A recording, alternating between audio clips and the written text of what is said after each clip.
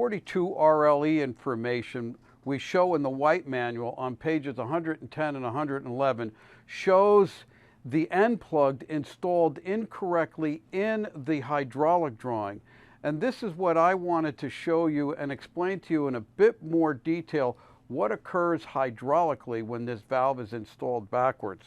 I have here a 42 RLE valve body that Central Valve Body is provided for me to use, and they do very good work, and their packaging is incredible. It took me 10 minutes to get it out of the boxes, 2 boxes, packaging and wrappings, and for sure their valve bodies will not get damaged in shipping. I have the lockup switch valve out of the valve body to show the correct lineup. Putting the valve into the bore in the opposite direction is a much more common problem than you may realize. There are many valve lineups today where all the spools of the valve are the same size that lends to this easily made mistake. This is a problem with near every manufacturer. It can happen in the pump as well, as Reno pointed out with the 5R110W. Now I have a PowerPoint I put together to show you what exactly happens when this valve is installed backwards. Now here's a slide that shows page 111, and on the upper left side we show you the valve being installed incorrectly with the bore plug outside here the way it should be, but the valve is backwards. In the hydraulic, however, we show the valve completely flipped around with the bore plug deep down into the bore. This is incorrect, the drawing here. And so the hydraulic is not really shown exactly, or does not replicate exactly what happens.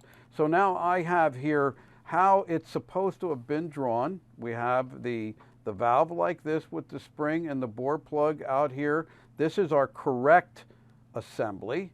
And over here is our incorrect assembly with the bore plug out, but the valve turned 180.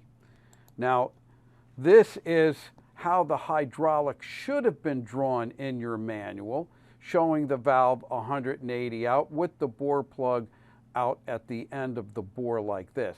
Now, I have redrawn the hydraulics to explain to you exactly what happens here. As you can see here with this drawing, we have the exhaust over here between the bore plug and the spring.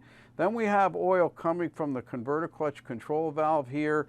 This is the circuit to apply the clutch and provide oil to the dribbler circuits.